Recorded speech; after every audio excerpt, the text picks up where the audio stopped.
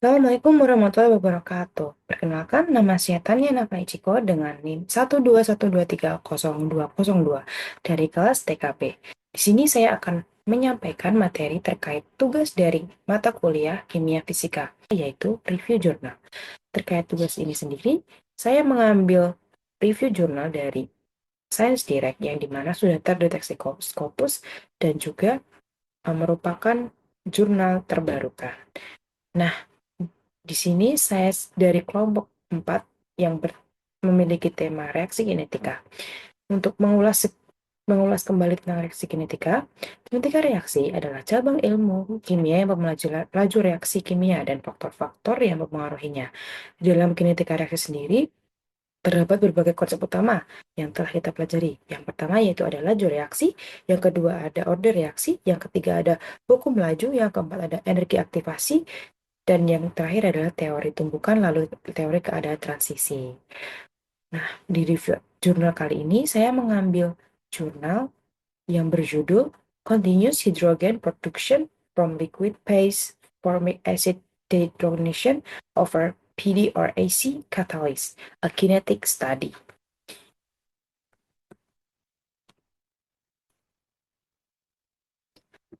Nah, jurnal ini ditulis oleh Celia Martin, Asuncion Quintanilla, José Acasas. Mereka merupakan dari Chemical Engineering Department dari Universitas Autónoma de Madrid, Spanyol. Nah, berikut adalah materi yang akan saya sampaikan. Yang pertama ada introduction, yang kedua ada abstrak, yang ketiga ada tinjauan pustaka, yang keempat ada metode penelitian, yang kelima ada pembahasan, lalu yang terakhir ada kesimpulan. Nah, memasuki materi yang pertama yaitu adalah abstrak. Produksi hidrogen menggunakan asam format atau biasa disingkat Fa sebagai pembawa energi terbarukan telah diteliti dalam reaktor fixed bed yang diisi dengan katalis PD atau AC komersial. Untuk sekedar informasi, katalis PD atau AC merupakan kombinasi dari palladium PD yang diimpregnasi atau disemprotkan pada aktivator karbon atau AC. Nah, katalis ini sering digunakan dalam berbagai reaksi kimia, termasuk dehidrogenasi, asam format atau yang sedang kita bahas yaitu Fa, dan produksi dari hidrogen. Palladium berperan sebagai agen katalitik aktif, sementara aktivator karbon berfungsi sebagai media yang mendukung dan memperluas permukaan palladium untuk meningkatkan efisiensi reaksi. Nah, untuk pertama kalinya, baik hilangnya Fa maupun laju aliran gas yang dihasilkan telah dipantau dalam ruang waktu, yang memungkinkan penjelasan jalur reaksi Fa dan pengembangan model kinetik yang memperhitungkan penonaktifan katalis. Konversi Fa hampir lengkap dan produksi 10 mili minus pangkat minus 1. Gas hidrogen dicapai pada kondisi operasi berikut. Yang pertama, CFA-nya sama dengan 1 M, T-nya sama dengan 45 derajat Celcius, dan torsinya sama dengan 66,7 gram CET L pangkat minus 1. Reaksi tersebut ternyata tidak dikendalikan oleh batasan perpindahan massa. Model kinetik menunjukkan orde pertama berkenaan dengan konsentrasi asam lemak, dengan asam lemak menghilang melalui dehidrogenasi menjadi hidrogen dan CO2. Nah, di sini ada energi aktivasinya sebesar 53,6 kJ per mol, serta penyerapan ke permukaan katalis tanpa reaksi dengan energi aktivasinya sebesar 36,7 kJ per mol. Penonaktifan katalis disebabkan oleh akumulasi spesies reaksi, termasuk Fa atau HCOO pangkat minus 1. Diserap secara reversibel dan CO2 diserap secara kimia secara irreversibel pada situs aktif PD dan penurunan progresif pada PD pangkat 2 plus PD pangkat 0 perbandingan. Nah, memasuki materi selanjutnya yaitu pendahuluan. Nah, akibat perubahan iklim yang disebabkan oleh emisi karbon dioksida dan berkurangnya pasokan bahan bakar fosil, inisiatif untuk mengembangkan bahan bakar alternatif telah mendapatkan momentum. Hidrogen merupakan salah satu kandidat yang paling menjanjikan karena dianggap sebagai pembawa energi yang efisien dan bersih yang dapat digunakan sebagai bahan bakar bebas emisi karbon untuk berbagai perangkat, seperti perangkat elektronik, portable, dan stasioner serta kendaraan sel bahan bakar, antara lain. Faktanya, hidrogen memiliki kandungan energi hampir 3 kali lebih banyak daripada bensin. Meskipun demikian, implementasi dan peluncuran hidrogen sebagai vektor energi tertunda karena beberapa tantangan yang harus dihadapi dalam 4 tahap komersialisasi hidrogen, yaitu ada produksi, penyimpanan, transportasi, dan penggunaan akhir. Mengenai penyimpanan hidrogen, hambatannya adalah kebutuhan energi yang tinggi dalam hidrogen terkompresi dalam tangki pada 300-700 bar karena berat jenisnya yang rendah. Kontaminasi yang dapat dialami hidrogen saat penyimpanan massal di fitur geografis atau daya tahan rendah pada bahan padat yang digunakan untuk penyimpanan. Sebagai contoh, serat, logam, polimer, dan lain-lain. Namun, penyimpanan kimia menggunakan senyawa cair anorganik dan organik dapat menawarkan kinerja penyimpanan yang tinggi. Ini adalah alternatif yang lebih aman untuk penyimpanan hidrogen fisik dan dalam kasus bahan bakar organik cair umumnya dikenal sebagai LOHC atau Liquid Organic Hydrogen Carriers.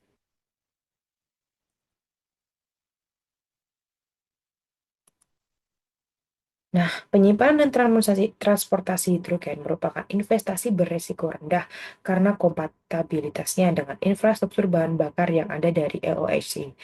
Hidrogen diekstraksi sesuai permintaan melalui reaksi dehidrogenasi katalik yang harus bersifat reversibel untuk memulihkan LOHC dalam proses siklus.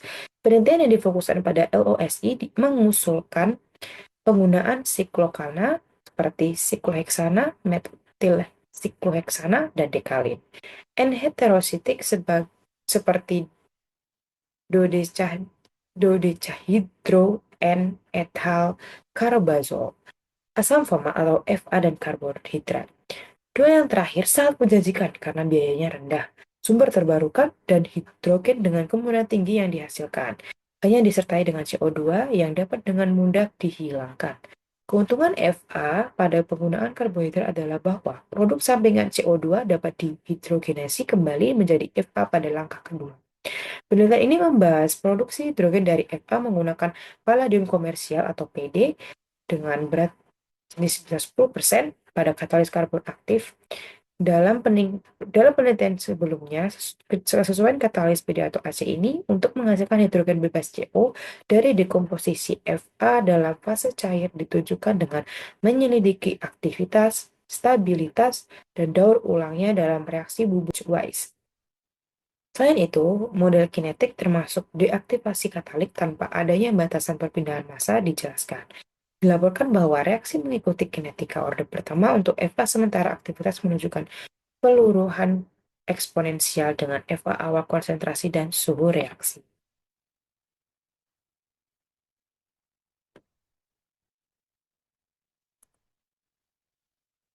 Untuk penerapan praktis Fa sebagai LOHC dan lebih mempertimbangkan produksi hidrogen yang diinginkan sesuai permintaan, reaksi dehidrogenasi Fa harus dioperasikan dalam mode kontinu. Dalam hal ini, kelompok Bellers telah berupaya mengembangkan susunan reaktor tangki pengaduk kontinu menggunakan katalis homogen. Katalis homogen seperti RuH2 atau DDPEBE 2 sangat aktif, menghasilkan aliran hidrogen yang belum pernah terjadi sebelumnya sebesar 47 liter per jam pada suhu 25 derajat Celcius dalam kondisi optimal. Sayangnya, katalis Ru ini memerlukan penggunaan amina untuk membentuk adukan Eva amina reaktif dan daur ulang amina masih menjadi tantangan. Penggunaan katalis padat seperti PD atau AC yang disebutkan di atas akan memungkinkan produksi hidrogen secara terus-menerus dalam reaktor unggun tetap dengan peningkatan laju reaksi sebagai akibatnya. Meskipun ada manfaat dari jenis reaktor katalik ini, yaitu kemudahan dalam membangun dan imobilisasi katalis, biaya konstruksi, operasi, dan pemeliharaannya rendah, penggunaan konsentrasi reaktan yang lebih banyak, dan pemisahan yang lebih besar antara produk atau reaktan dan katalis. Hanya sedikit penelitian membahas dekomposisi Fa dalam fase cair. Kondisi di mana selektivitas total terhadap reaksi dehidrogenasis biasanya terjamin dan hidrogen bebas CO produksi. Wood et al. Dan O'Neill DKK, ini adalah referensi yang diambil oleh penulis, mempelajari kinetika reaksi dekomposisi FA pada 10 WT per 10% WT pada karbon atau PD atau C dan PTRUB OX didukung oleh karbon katalis masing-masing. Dalam kedua penelitian, peran aktifan bersifat reversibel dan disebabkan oleh akumulasi spesies atau produk reaktif.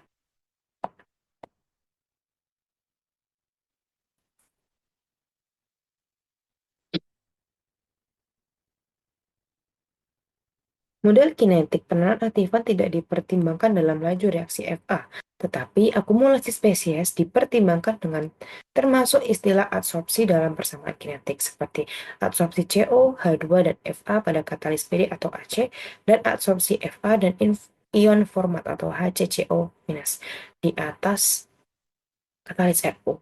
Selain itu, nilai energi aktivasi yang dilaporkan sangat berbeda, yaitu sekitar 37 kJ per mol untuk katalis RU dan 67 kJ per mol untuk katalis PD, menunjukkan bahwa katalis RU menunjukkan aktivitas katalik yang lebih tinggi daripada PD, dengan kenaikan suhu seperti yang diharapkan dalam trimetalik katalis. Akhir-akhir ini, IT DKK, referensi yang diambil oleh penulis, menyelidiki dekomposisi Fa di atas katalis PD dengan berat 5% WT dalam reaktor unggun tetap dan menemukan bahwa spesies HCO adalah spesies yang bertanggung jawab utama atas penonaktifan katalis. Penonaktifan ini lebih terasa di unggun tetap daripada di reaktor fixed bed karena sebesar 35 kali lipat perbandingannya. Karena eksposisi katalis ke jumlah yang lebih tinggi dari spesies F atau HCOO yang disebabkan oleh pengumparan FA yang berkelanjutan. Pengumparan FA yang terus-menerus. Akibatnya, konversi FA tidak dapat diprediksi lebih menguntungkan dalam bubur daripada di reaktor yang unggul tetap. Aktivitas dapat dipulihkan dengan mencuci katalis dengan air. Tidak ada satupun dari studi berkelanjutan fase gas yang berevolusi atau reaksi atau produksi hidrogen yang dikuantifikasi. Namun, ini adalah kuncinya aspek untuk memahami dan memodelkan proses kimia, seperti yang akan ditunjukkan dalam pekerjaan ini atau research ini.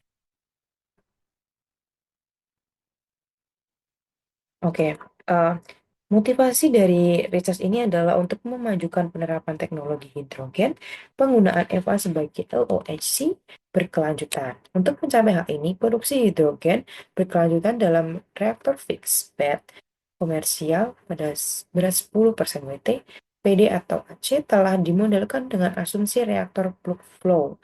Untuk pertama kalinya, konversi FA dan laju aliran gas yang dihasilkan telah dipantau dalam ruang waktu, dan persamaan kinetik untuk hilangnya efek termasuk kinetika deaktivasi telah dilaporkan dalam reaktor aliran. Lebih jauh, pengaruh transportasi massa eksternal dan internal FA dan hidrogen telah diperiksa.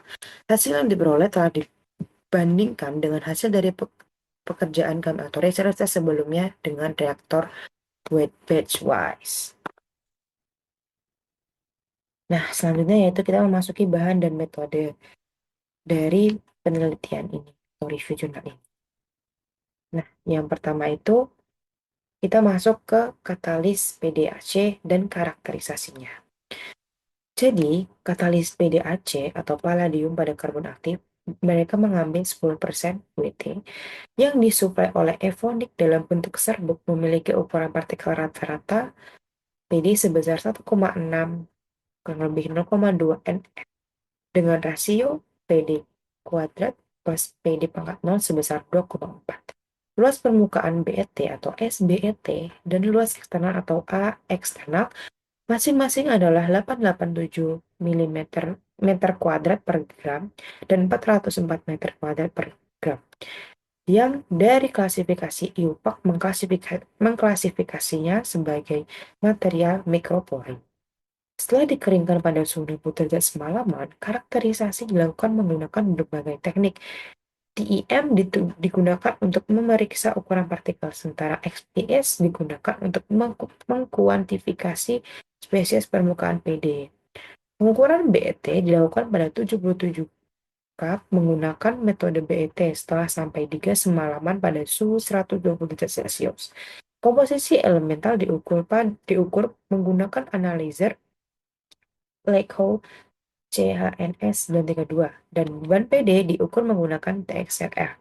Spektroskopi ATR digunakan untuk mendeteksi spesies yang terabsorpsi pada nanopartikel PD dan pembentukan PD hibrid menggunakan spektrometer TIR, Bruker Vector 22. Spektrometer ini dilengkapi dengan detektor MCT dan aksesoris reflektansi diffuxarik, memungkinkan pengambilan spektrum dengan resolusi 4 per cm dan 20 kali pemindaian dari 4000 hingga 450 cm pangkat satu menggunakan sekitar 0,2 gram sampel yang dicampur dengan KBR. Nah, yang kedua yaitu dehidrogenasi katalik asam lemak dalam reaktor fixed bed. Nah, percobaan dehidrasi dilakukan dalam setup yang disediakan pada gambar. Bagian utama adalah reaktor tubular. Tabung kaca berdiameter internal 16 mm dengan jaket air untuk termostat. Fixed bed katalik terdiri dari massa katalis PDAC bubuk yang sesuai yang ditempatkan di dalam silinder BSIC. Jadi di sini ada film carriernya, terus ada one-way air solution, lalu di sini ada liquid dosing pump, di sini ada thermostatic bed, di sini ada reaktornya, di sini ada separatornya, lalu di sini ada cucinya dan di sini ada UV spektrometer. Ini bisa dilihat dari gambar yang di sini, alat-alatnya yang digunakan untuk katalitik asam.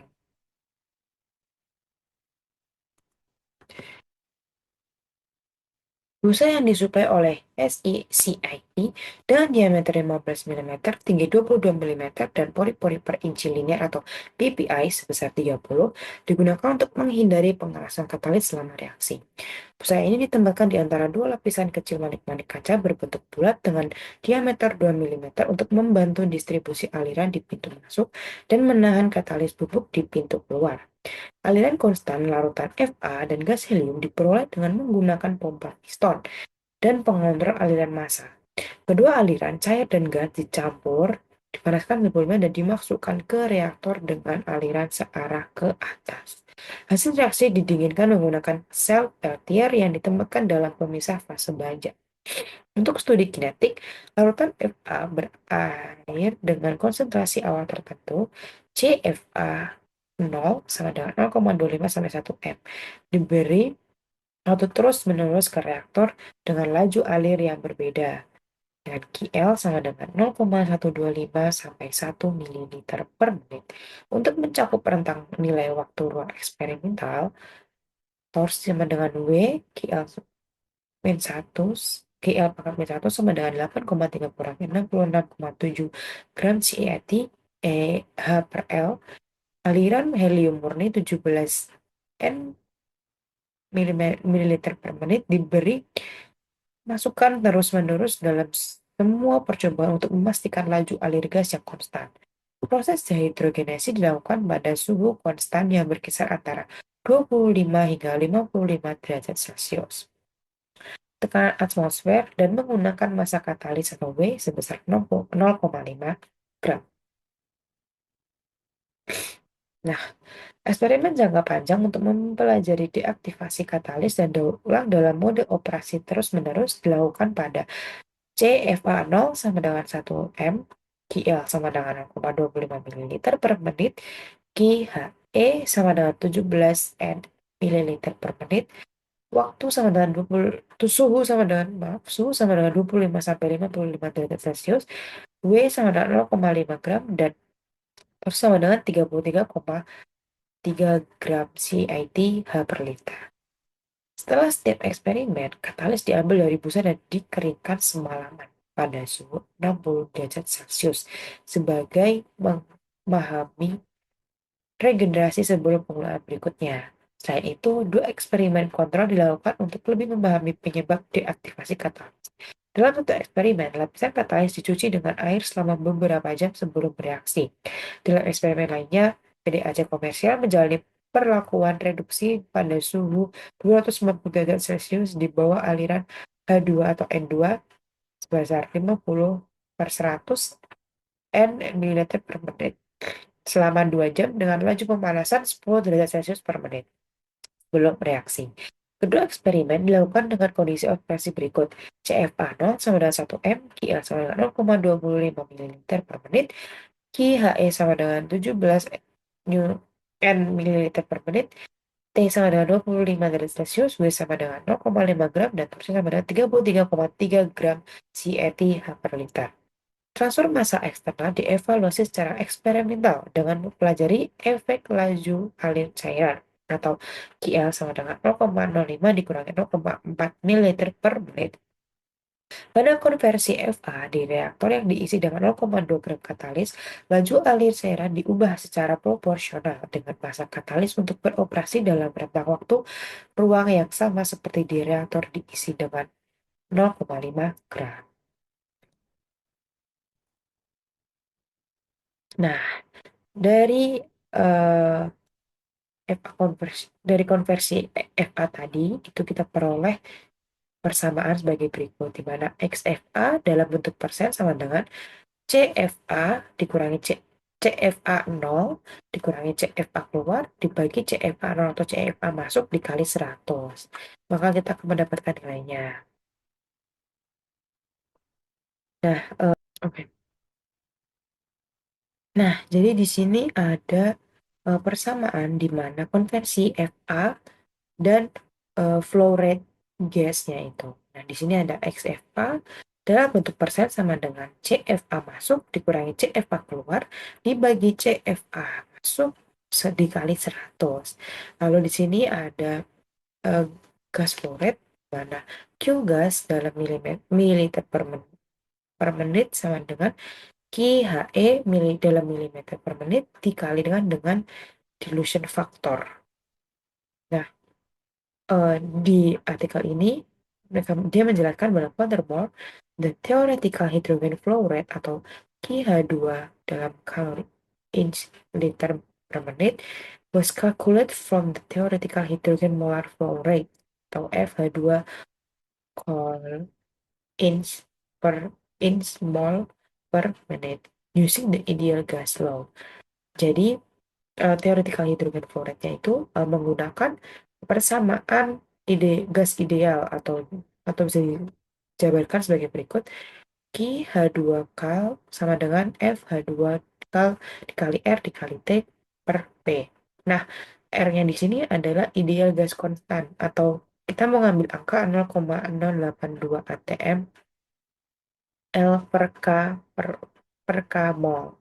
Dan T itu di dalam derajat Kelvin is the reactor temperature and that P-nya itu dalam atm sebagai atmospheric pressure.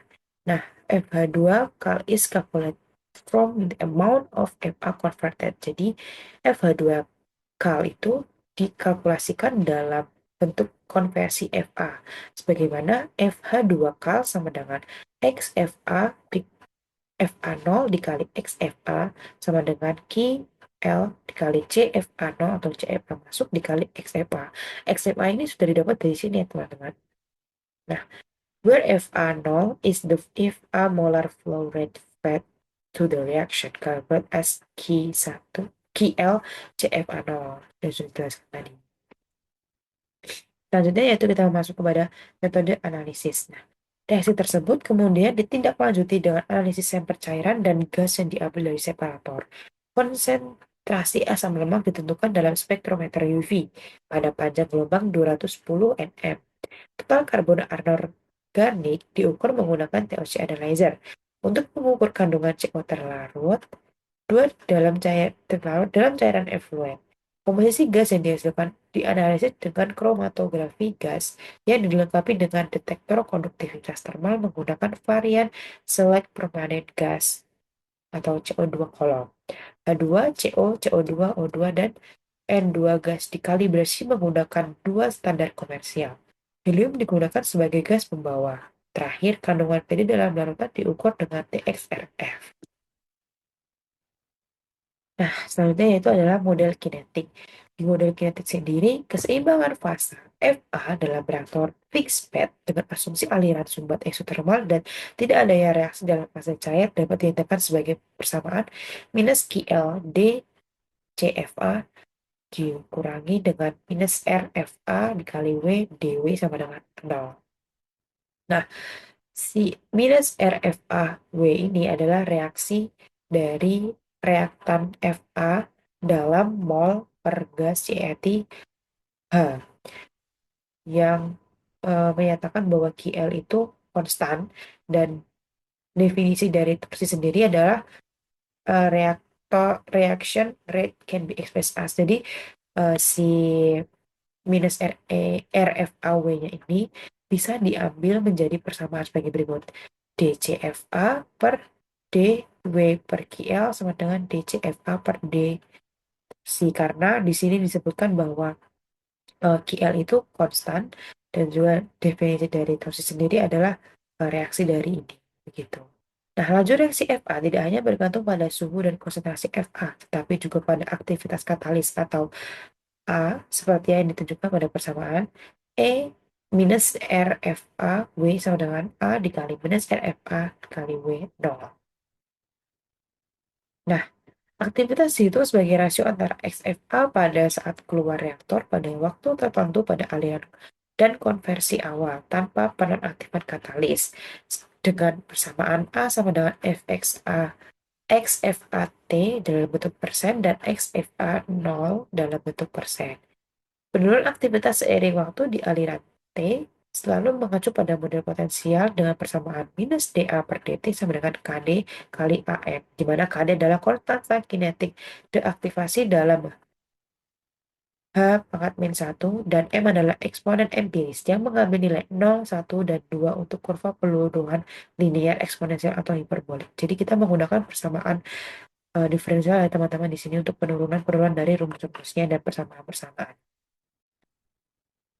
Nah, diharapkan persamaan kinetik yang diusulkan untuk minus RFA W0 mendeskripsikan pengaruh suhu dan konsentrasi, merupakan reaksi orde pertama, seperti yang dijelaskan pada penelitian sebelumnya dengan melakukan produksi hidrogen dengan adanya katalis PDAC dalam reaktor slurry batch-wise, dan juga bahwa aktivitas menurun secara eksponensial seiring dengan waktu aliran. Oleh karena itu, penurunan aktivitas juga dijelaskan oleh persamaan orde pertama, dan M sama dengan 1 dalam persamaan 8. Oleh karena itu, laju reaksi dehidrogenasi asam lemak harus dinyatakan sebagai minus RFA W sama dengan eksponen dari minus KD T KFA CFA, di mana KFA itu dalam NLG CAT NLG per CAT H adalah inisial laju kinetik dari konstanta Fa. Jadi Fa menggunakan persamaan maaf satuan berikutnya.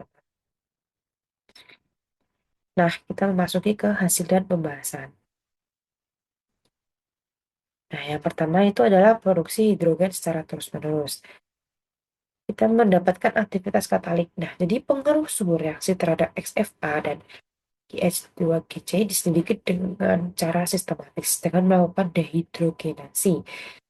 Reaksi ion dari 25 sampai 55 derajat Celcius pada kondisi standar dengan CFA0 sama dengan 1 M, W sama dengan 0,5 gram, dan KHE sama dengan 17 nml per menit dalam berbagai nilai ruang waktu. Hasilnya digambarkan dalam gambar berikut. Nilai-nilai tersebut dipantau pada keadaan stasioner sistem reaksi sebelum XFA mulai berkurang karena penonaktifan. Nah, bisa dilihat dari tabel berikut. Kita melihat dari tabel yang dua. Ini anggap saja, maaf, gambar grafik yang A. Ini adalah di sini ada nilai XFA dalam bentuk persen. Di sini ada nilai persennya dalam bentuk gram CAT H per L. Nah, bisa dilihat juga bahwa Penandaan suhu ditandai dengan garis berwarna sebagai berikut. Dapat disimpulkan bahwa semakin tinggi suhu, itu juga semakin tinggi nilai XFA-nya dan juga semakin tinggi nilai torsinya karena mereka berbeda lurus ya teman-teman. Dan di sini ada eh, grafik antara Q H2 dengan torsinya, di mana eh, ini ditandakan dengan suhu sama seperti yang grafik yang A, dan juga Qi dalam bentuk milimeter per menit. Nah, produksi hidrogen dipengaruhi oleh peningkatan suhu dengan laju aliran yang meningkat pada suhu 25, 35, 45, dan 55 derajat, masing-masing mencapai 4, 6, 10, dan 11 ml per menit. Meskipun pengaruh suhu tampak kurang signifikan di atas 45 derajat Celcius, pada suhu reaksi rendah 25 dan 35 derajat terdapat puncak waktu ruang rendah 16,7 gram CAT per liter. Sementara pada suhu 45 dan 55 derajat, profil laju alir hidrogen menurun dalam rentang waktu ruang yang digunakan. Hal ini mungkin tampak kontradiktif karena laju alir hidrogen yang lebih rendah diperoleh pada konversi yang lebih tinggi. Namun perilaku ini diharapkan karena peningkatan waktu ruang dicapai dengan menurunkan laju alir cairan. Dan akibatnya laju alir molar Fa yang masuk ke reaktor. Nilai QH2 yang diukur oleh GC lebih rendah daripada yang dihitung dengan kalori, terutama pada laju alir cairan tinggi dan suhu reaksi rendah. Ini mungkin disebabkan oleh keterbatasan transfer massa yang bisa dijelaskan pengaruh suhu yang buruk pada produksi hidrogen di atas 45 derajat Celcius. Namun, perlawanan transfer massa meningkat pada laju alir cairan rendah atau dalam nilai waktu ruang tinggi. Kondisi di mana nilai yang dihitung dan nilai eksperimen sebagian besar bertepatan.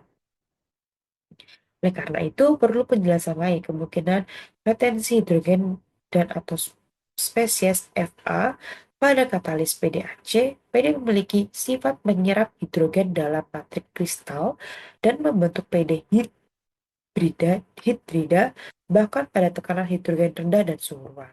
Dengan spesies Fa juga bisa tetap diterapkan pada situs PD, mengurangi jumlah situs aktif yang tersedia.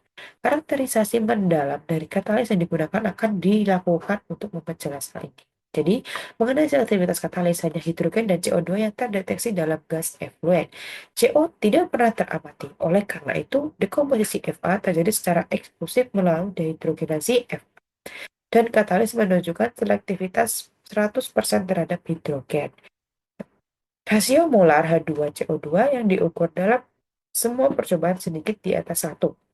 Temuan ini menunjukkan bahwa CO2 mungkin tertahan dalam efluen cair atau pada permukaan katalis. Namun, pH asam dari efluen cair menunjukkan konsentrasi CO2 dalam fase cair dapat dianggap tidak signifikan. Analisis TIC pada efluen cair menunjukkan nilai 0 dalam semua kasus, sehingga dapat disimpulkan bahwa CO2 tidak ada dalam efluen reaktor cair. Kemungkinan besar tertahan di permukaan katalis. Jadi itu mengapa CO2 itu tidak.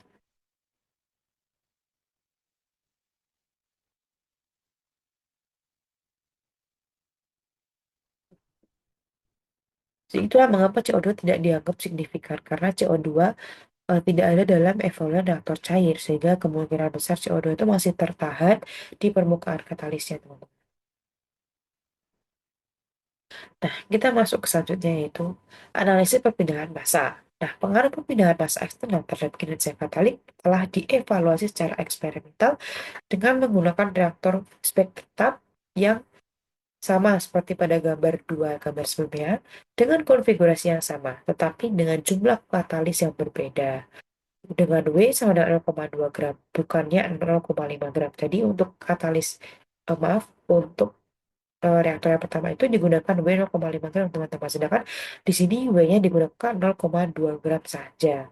Pada kondisi operasi terpilih sebagai berikut, yaitu CFA yang sama, CFA 0 yang sama dengan 1 M, T-nya sama dengan 35 derajat Celcius, dan QHE-nya sama dengan 17 N mililiter per menit. Dengan demikian, laju aliran cairan diubah secara proporsional terhadap massa katalis agar dapat beroperasi dalam rentang waktu yang sama.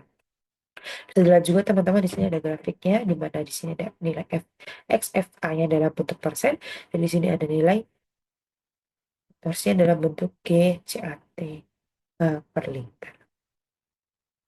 Nah, di sini adalah W-nya. Lalu di sini tertera waktunya berapa saja teman-teman. Sama halnya seperti grafik yang B, di sini ada Q H2-nya dan di sini ada T-nya.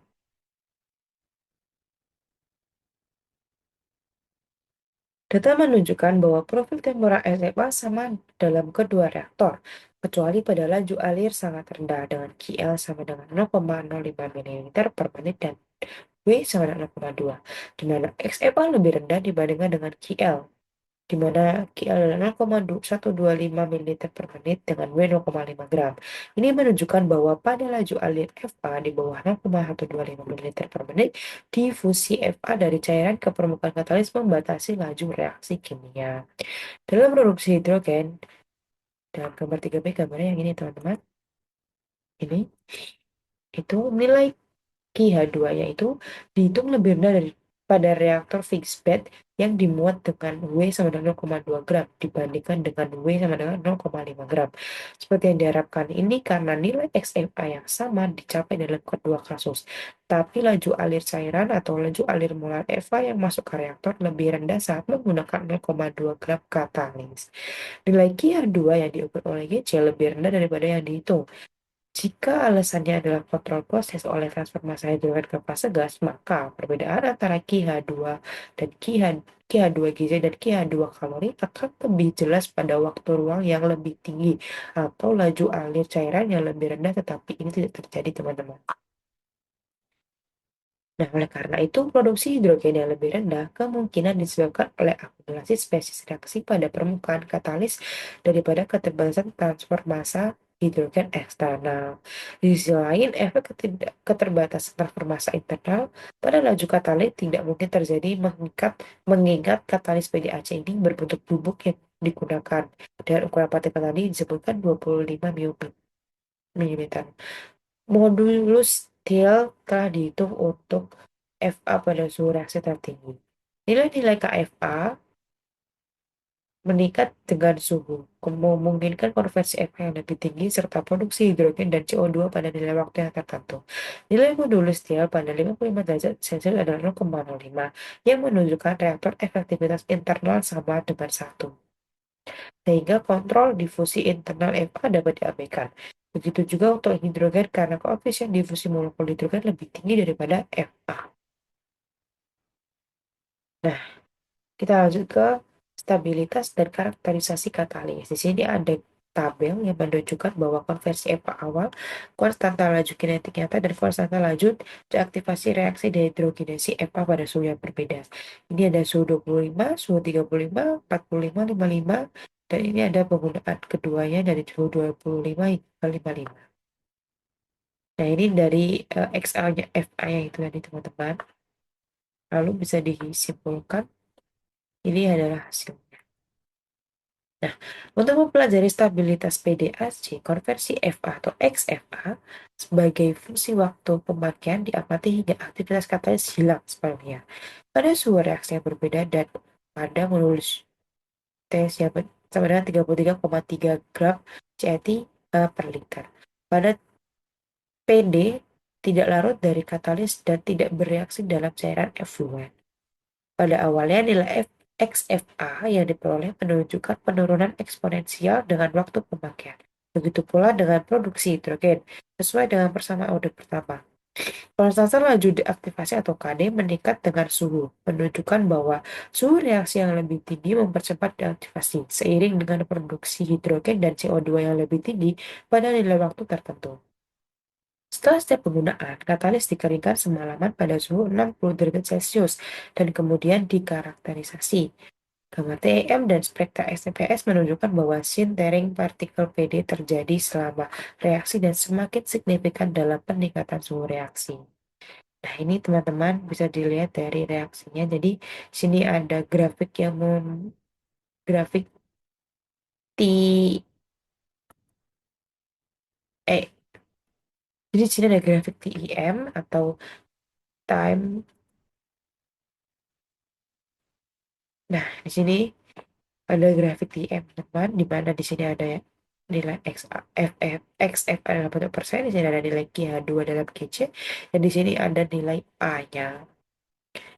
Nah, di sini ada tabel kedua, yaitu data dari masing-masing PD ketika suhu 25 hingga suhu 55. Lalu kita dapatkan ada SBET-nya, ada A eksternalnya, dan C serta A-nya. Adalah bentuk persen ya, teman-teman. Nah, selain itu, pengurangan signifikan spesies PD2 plus menjadi PD0 terjadi selama reaksi dan dipengaruhi oleh peningkatan suhu reaksi dan waktu pemakaian. Hal ini menunjukkan bahwa jumlah situs aktif berkurang seiring waktu pemakaian dan tidak pulih setelah pengeringan.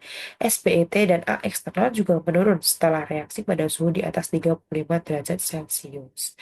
Analisis ATR menunjukkan tidak adanya pita karakteristik yang terikat dengan hidrida palladium yang menunjukkan bahwa hidrida palladium terurai atau tidak terbentuk pada nanopartikel PD yang sangat kecil selama reaksi. Pada suhu reaksi yang lebih tinggi dari 45 derajat Celcius, hidrida palladium lebih mungkin terbentuk. Selain itu, keberadaan CO2 yang terserap secara kimia pada nanopartikel PD terdeteksi pada suhu 45 dan 55 derajat Celcius yang dapat berkontribusi pada penurunan nilai SBET dan A eksternal. Nah, penanganan spesies Fa atau HCOO- pada katalis PDAC yang menyebabkan deaktivasi tidak dapat diabaikan, terutama karena aktivitas katalis yang dipulihkan dengan pengeringan pada suhu 60 derajat Celcius semalaman. Interaksi antara Fa atau HCOO- dengan nanopartikel PD tidak dapat diidentifikasi secara eksklusif karena ternyata ini juga ada pada katalis PDAC segar. Spesies ini kemungkinan menyebabkan penurunan nilai SPT dan eksternal serta ketidaksesuaian antara laju alur hidrogen yang dihitung dan diukur secara eksperimental. Jadi teman-teman di sini ada gangguan dalam eh, penentuan nilai SPT dan eksternal karena ada spesies yang menyebabkan penurunan nilai dan ketidaksesuaian antara laju alur tersebut. Jadi eh, tidak ada bukti keberadaan COA pada nanopartikel PD yang dikonfirmasi oleh ketidakhadiran pita dalam rentang 1975 hingga 2252 cm pangkat minus 1 dalam spektra ATR dari katalis yang digunakan. Dekomposisi Fa terjadi secara eksklusif melalui reaksi dehidrogenasi menghasilkan hidrogen dan CO2. Penurunan spesies PD2+ dapat disebabkan oleh faktor-faktor seperti sintering nanopartikel dan penyerapan CO2 pada situs ini. Retensi spesies Fa atau HCO- dan reduksi spesies PD2+ oleh hidrogen yang dihasilkan selama reaksi juga harus dipertimbangkan. Nah, penyebab deaktivasi berupa diidentifikasi dalam katalis PDAC yang dioperasikan dalam reaktor slurry batch wise. Dalam reaktor fixed bed, sintering PD dan penurunan luas permukaan atau SBT dan A eksternal lebih menonjol, serta hilangnya spesies PD2+ lebih cepat karena operasi mode kontinu mengekspos katalis pada jumlah reaktan dan produk Fa yang lebih tinggi. Misalnya, molekul CO2 sekarang terdeteksi pada situs PD selama reaksi pada suhu 45 derajat Celcius berbeda dengan kondisi dalam reaktor slurry batch wise di mana deteksi ini terjadi pada suhu 85 derajat Celcius.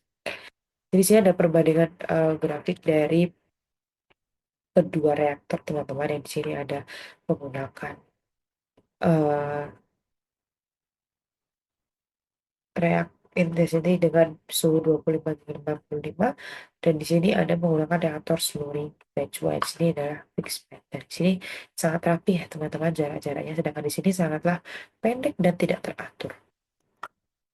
Nah, data menunjukkan bahwa profil temporal XFA dan QH2GC pada siklus reaksi berurutan pada 25 derajat Celcius hingga 55 derajat Celcius pada lulus sama dengan 33,3 gram CNT per liter. Dengan regenerasi katalis PDAC di antara siklus, nilai konstanta laju deaktivasi pada yang diperkirakan oleh persamaan 9 telah termasuk dalam tabel 1 dan hasil karakterisasi untuk penggunaan ketiga katalis PDAC ada di tabel 2 yang tadi. Gambar TM dan spektra XPS untuk penggunaan ketiga katalis PDAC disediakan dalam gambar dari informasi pendukung. Seperti yang terlihat, nilai awal XFA dapat sepenuhnya dipulihkan setelah meregenerasi katalis dengan pengeringan pada suhu 60 derajat Celcius semalaman. Hasil ini menunjukkan bahwa deaktivasi reversibel yang diamati disebabkan oleh akumulasi spesies reaksi yang dapat dihilangkan selama perawatan pengeringan, seperti air dan FA. Eksperimen kontrol dengan mencuci tempat tidur dengan mencuci katalis dengan air menunjukkan bahwa penahanan spesies FA pada situs aktif PD adalah penyebab utama deaktivasi katalis seiring waktu. Spesies FA yang terakumulasi pada situs aktif PD dan dukungan AC yang tetap tidak bereaksi dapat menjelaskan ketidaksesuaian yang diamati antara konversi FA dan produksi hidrogen. Laju awal KH2GC menunjukkan tren berbeda dibandingkan dengan XFA awal di setiap siklus. Nilai awal KH2GC tidak dipulihkan tetapi menurun di setiap siklus, dengan penurunan lebih tajam pada 55 derajat Celcius dibandingkan dengan 25 derajat Celcius, menunjukkan bahwa produksi hidrogen tergantung pada keberadaan spesies PD tertentu, baik elektrodefisien maupun logam PD, sementara penahanan spesies FA tidak.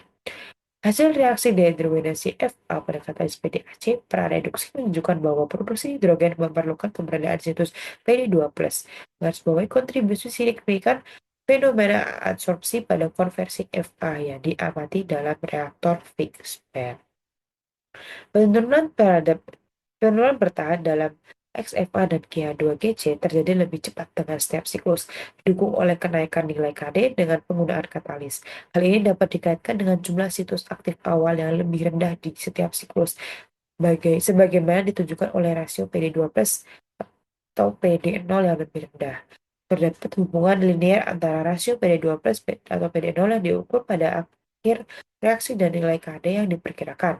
Nilai SPRT dan A eksternal juga menurun setiap siklus, terutama pada suhu 55 derajat Celcius.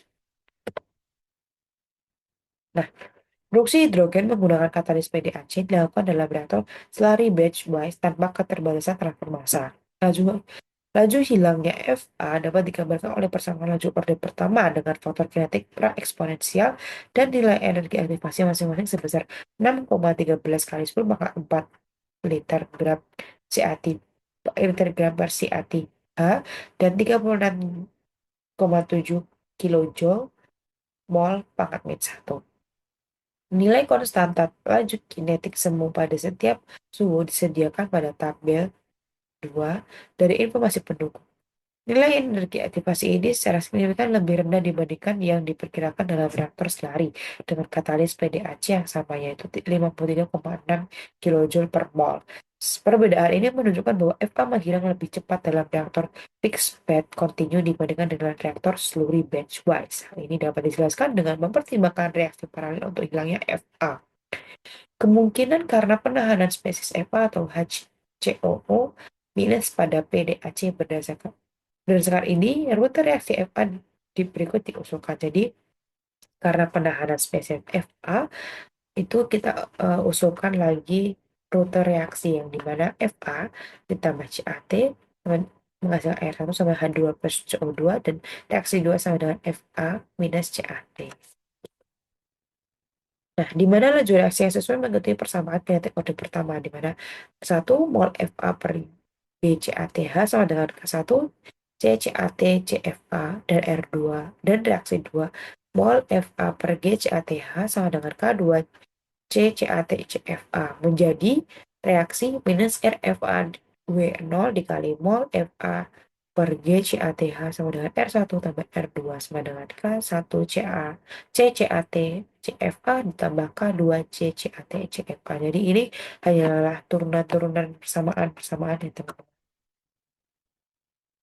Nah, dari persamaan tersebut juga diperoleh persamaan minus RFA W dikali mol Fa GCATH per K1 per 0 eksponensial EA1 per RT plus K2 eksponensial EA2 per RT dikali CFA, di mana nilai K1 yang merupakan K1 dalam liter gram per CAT per jam dan EA1 dalam kilojoule per mol sesuai dengan yang diperkirakan dalam reaktor solid untuk reaksi dehidrasi EPA, sedangkan nilai K2 nol yang merupakan K2 dalam liter gram per CET jam dan EA2 dalam kilojoule mol diperkirakan dalam mempertimbangkan nilai semu dari reaksi global yaitu 0,13 kali 10 pangkat 4 liter gram CET liter gram per CET per jam dan 36,7 kilojoule per mol serta K1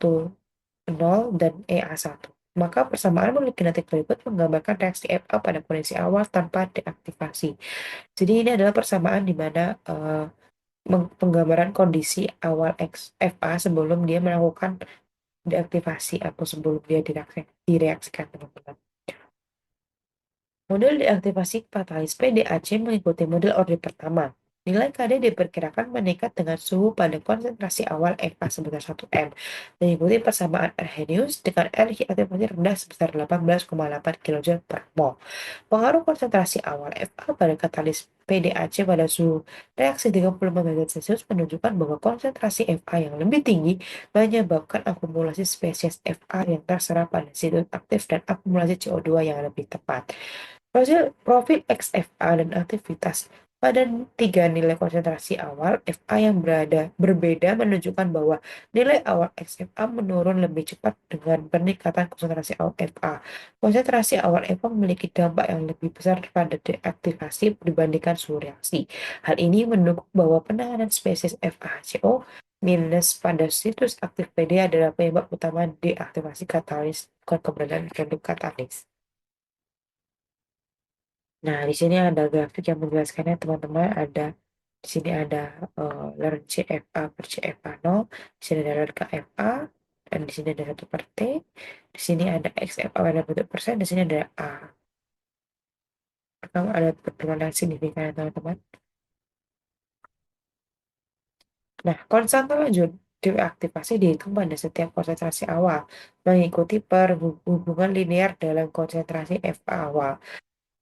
Nah, oleh karena itu, konstanta lanjut deaktivasi dapat dinyatakan sebagai KD 1 per H sama dengan K3 CFA 0, di mana K3 itu dalam satuan inci liter per mol H, yang dimana 0,32 dan T atau suhu 35 derajat. Now, according to above threshold, the FA dehydrogenation reaction rate can be expressed as minus RFA W mol FA per G CATH sama dengan eksponensial minus K3 CFA 0 T kali K1 0 eksponensial dikali EA1 per RT ditambah K2 eksponensial EA2 per RT CFA. Nah, dengan demikian persamaan model kinetik berikut untuk reaksi dehidrogenasi FA menggunakan katalis PDAC untuk produksi hidrogen bebas dijelaskan di persamaan berikut, teman-teman. Jadi ini adalah persamaan reaksi dehidrogenasi FA menggunakan katalis PDAC. Nah, kita masuk ke materi terakhir, teman-teman, yaitu adalah kesimpulan. Kesimpulan yang kita tarik dari review jurnal dan penelitian-penelitian yang ada dalam jurnal tersebut adalah dehidrogenasi asam forma atau Fa dalam fase cair adalah metode yang paling menjanjikan untuk menghasilkan hidrogen bebas CO. Studi ini dilakukan dalam reaktor fixed bed menggunakan katalis PDAC dan berbagai kondisi operasi seperti CFA 0 sama dengan 0,25 sampai 1 mol, T sama dengan 25 sampai 55 derajat Celcius, W sama dengan 0,2 sampai 0,5 gram. Reaksi ini tidak dipengaruhi oleh batasan transfer massa dan menunjukkan kinetika orde pertama terhadap konsentrasi Fa. Fa terurai menjadi hidrogen dan CO2 dengan energi aktivasi 53,6 kJ per mol. Dan sebagian Fa diserap tanpa bereaksi pada katalis dengan energi aktivasi 36,7 kJ per mol. Aktivitas katalis menurun secara eksponensial dengan konsentrasi awal Fa dan suhu reaksi, terutama karena akumulasi Fa atau HCOO min terabsorpsi secara reversibel dan CO2 terserap secara tidak reversibel. Pada situs aktif PD, deaktivasi terjadi lebih cepat dalam operasi kontinu dibandingkan batchwise. Katalis PDAC dapat diregenerasikan hampir sepenuhnya dengan pengeringan waktu pengendengan pada suhu 60 derajat Celcius selama 24 jam.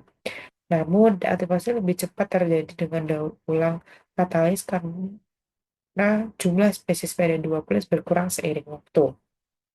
Faktor-faktor lain yang berkontribusi terhadap deaktivasi katalis termasuk penurunan SPET dan A eksternal serta sintering partikel nano-PD yang dipengaruhi oleh suhu reaksi. Nah, ini adalah jurnal yang kami ambil ya teman-teman dari Science Direct dan terdeteksi Scopus. Ini jurnal terbitan tahun 2024. Oh iya, untuk keywordnya ada hydrogen storage, liquid organic hydrogen center, formit ACC, dan kinetika method. Jadi itu adalah kata kuncinya dari review jurnal kali ini. Nah, mungkin sekian review jurnal dari saya. Apabila ada salah kata maupun ucapan saya mohon maaf. Terima kasih atas perhatian dan terima kasih sudah mendengarkan penjelasan saya. Kurang saya pamit. Assalamualaikum warahmatullahi wabarakatuh.